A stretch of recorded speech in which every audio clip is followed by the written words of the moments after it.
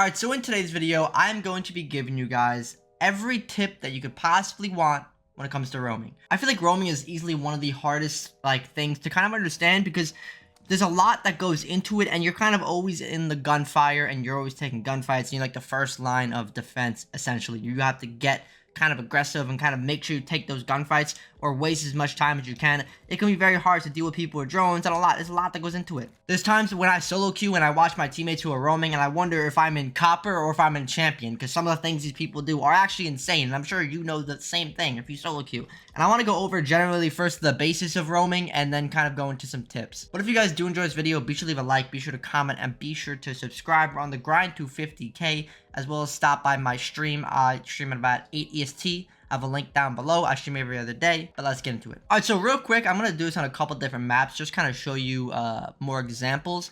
But I want to quickly go over the basis of the three types of roams that there are. The example we'll be using will be on border, and it will be for the downstairs bomb site. I think this is just a good example to use. But starting off, we have something called the aggressive roam. The aggressive roam is essentially right here. Look where I am.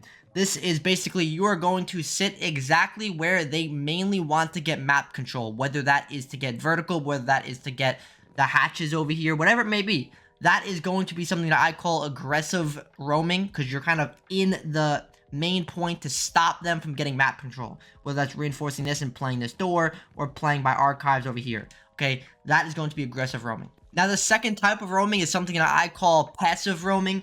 So it's kind of going to be a thing where you kind of let them get map control and then you retake it. But you don't let them get too much map control, whether you're on top east stairs or whether you are inside of office. When I say a passive roam, I essentially mean roaming in an area where that's not their main goal to take. Like, their main goal is not to take offices to open the floor for that bomb site. That's not. So this is kind of something that you're going to let them take some map control and then retake it before they place all the nomads, claymores, and all that stuff.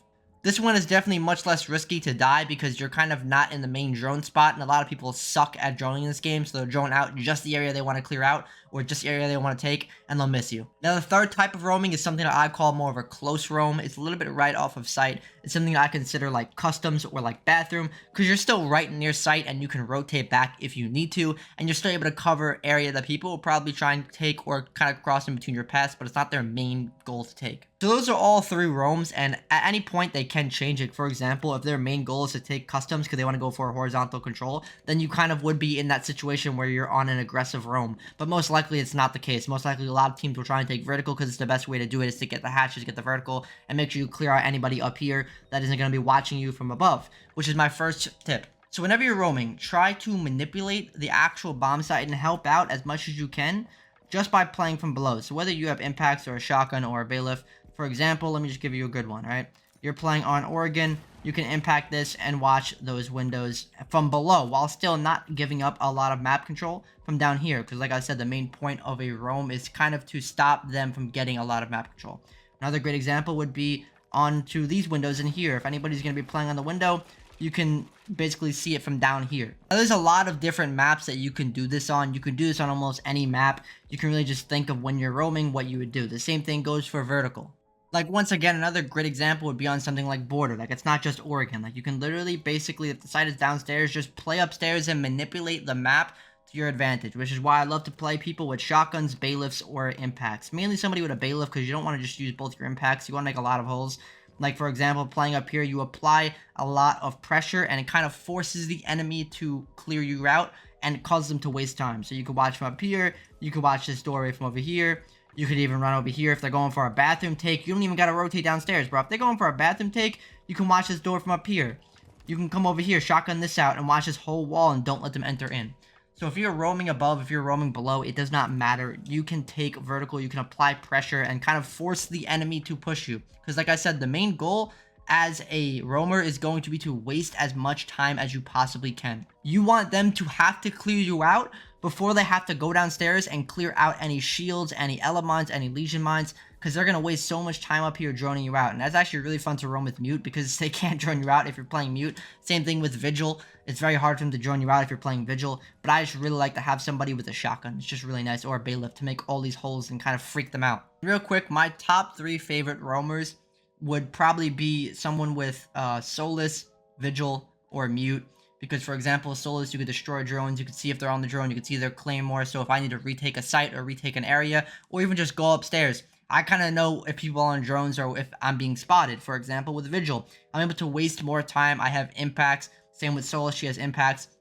I can manipulate the map however I want if I want to be on an aggressive roam style. And then my third one being mute, because I just feel like when I play mute on a lot of maps, I can kind of bunker down and reinforce walls that are not on the actual site and kind of lock it down to where it forces them to have to play an uncomfortable play style, whether that is without their drone and just using their game sense. And I have a shotgun, an SMG-11, and a C4, so I could really just go crazy with this thing, bro. It's actually nuts.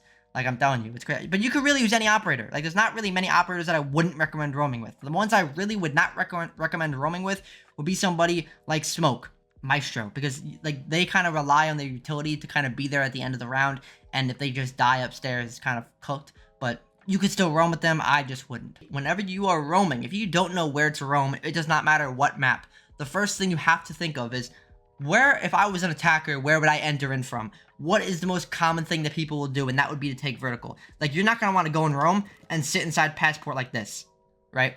You're not going to want to be the only roamer and go and sit inside of bathroom. Like, bathroom's not a bad spot to sit, but you don't want to be the only roamer offsite.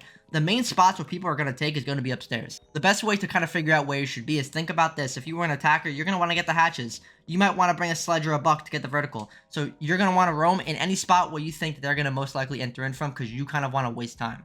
Which leads me on to the next tip. Alright, now this leads me to my second tip. Like I said, waste time. The main goal of the roamer is going to be to waste time. Now, something really big and a great example would be on Bank, for example, right? So even though the bomb site's all the way in basement, a roam that I love to do personally is I like to play somebody like Vigil, and normally I won't use my impacts. I'll have somebody with a bailiff or a shotgun out this hatch, and then I might impact one of these hatches, or I'll have my teammate shotgun out this hatch, as well as the hatch inside Janitor. The main goal is obviously going to be to waste time, so if I do this, this is immediately going to alarm the enemy, right? Because their main goal, if I was going to be playing an aggressive roaming, would be an open area, because this is a very good spot for them to take to get the hatches once again.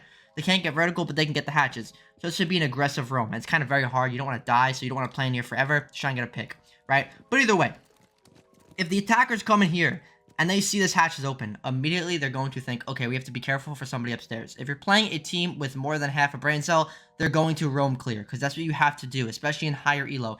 Like, you can't just sit here and, oh, let me get the hatches, and just ignore everything else going on upstairs, because at some point it's going to fuck you over.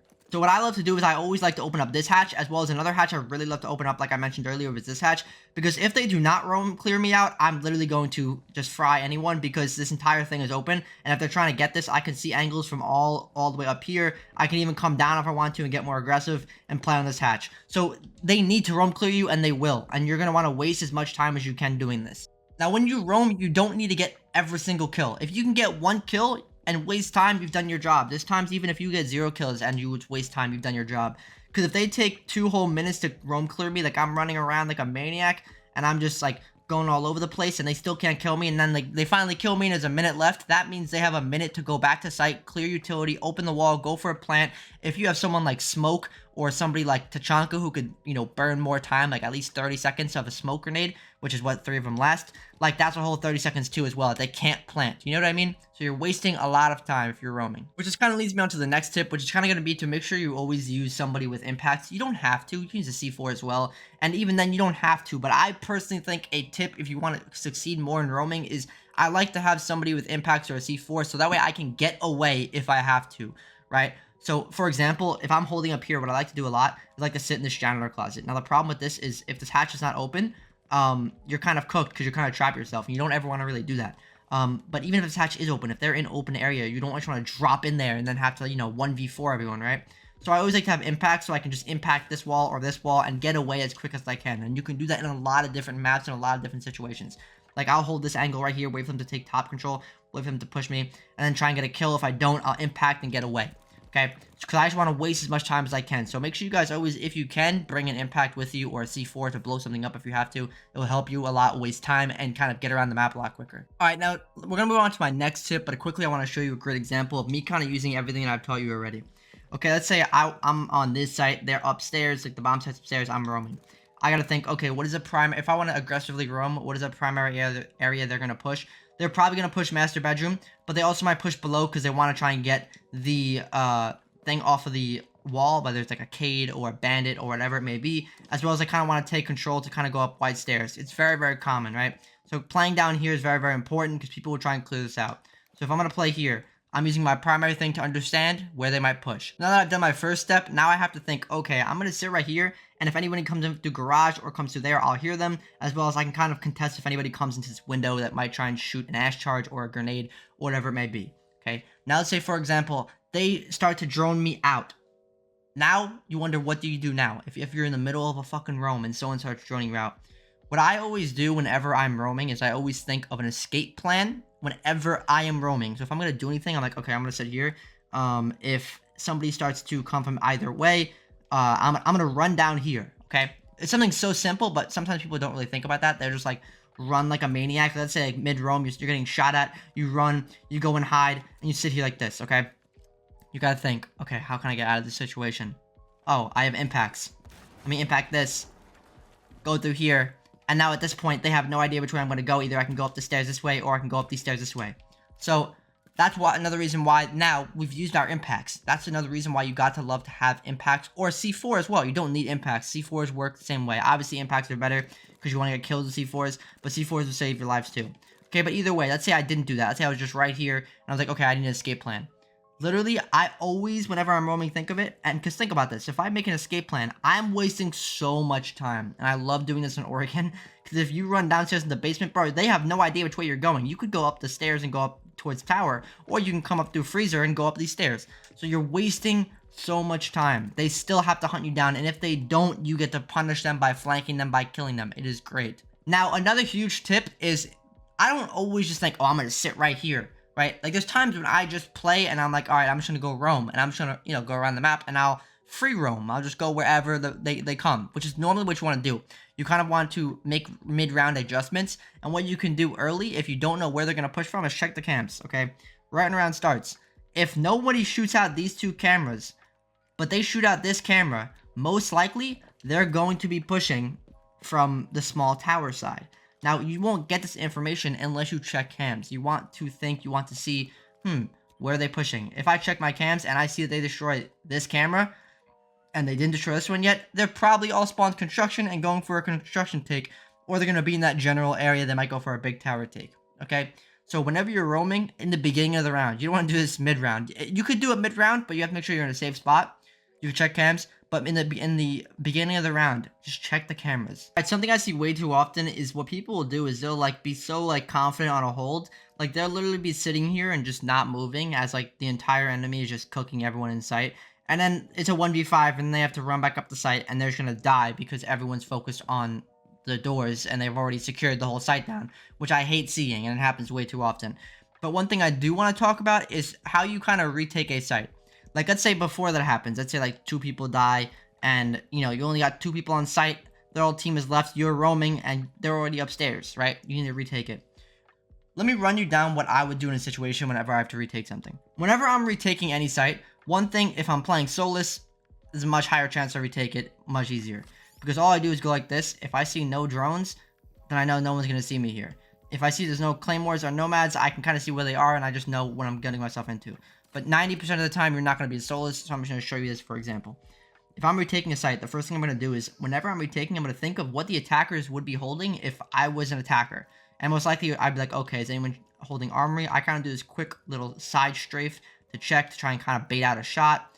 Then I come up here, and normally what I'll do is I kind of check this window real quick, because sometimes people will have this window open and be sitting on it.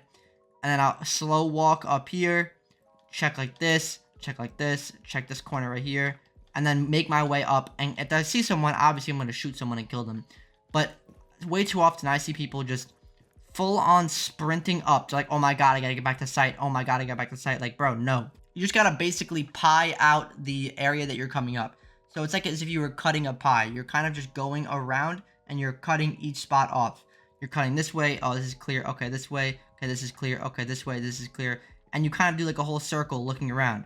And you just go like here, clear, this is clear, and you just slowly clear stuff out. But what I like to do is I make sure I always strafe peek, because if they are holding that angle, if I quick peek, they're going to bait out a shot. Most of the time, they won't kill you, Sometimes they do. But it's much better than fucking full-on sprinting up the stairs and just dying because they just know where you are immediately. The best way to avoid all this is to just make sure you're playing with a stack of people. So that way they can communicate and be like, oh, I'm roaming downstairs in meeting hall. Yo, they're coming for a white stairs take. Oh, okay, hold up. Let me just rotate that way and go for that. Instead of, oh, let me sit right here and, oh, 2 of my teammates died.